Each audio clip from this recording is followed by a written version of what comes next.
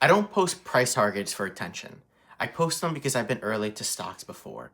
We had PLTR at $14, now hit over $200.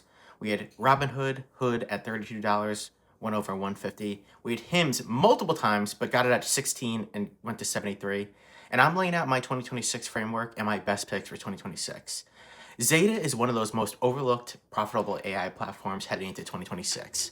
This is not ad tech, it is first party data, plus AI driven customer intelligence with real operating leverage.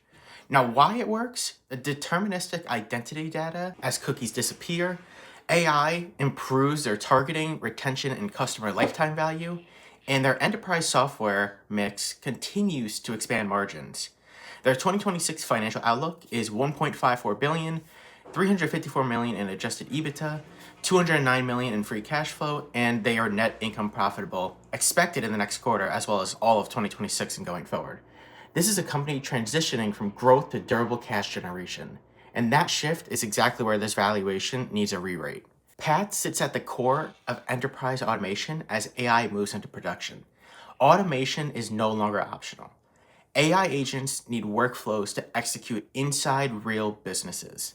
Here is Path's strengths. They have deep enterprise integrations, high switching costs, and AI layered on top of their proven automation. Their key metrics of 2026 so far, they have 411 million in quarterly revenue, which is 16% year over year. They have a 1.78 billion annual run rate, which is over 11% year over year, and a 107% net retention. Their positive GAAP operating income has just started in their last quarter, and this is no longer a burn story. It is efficiency, scale, and AI-driven expansion. They just joined the S&P Midcap 400 inclusion, which starts January 2nd and will add steady passive demand for the stock. One of the names with the biggest upside if executed properly is Rivian, and they're currently in their transition phase that most EV companies never reach. The opportunity is not today's deliveries, it is execution into 2026 and 2027.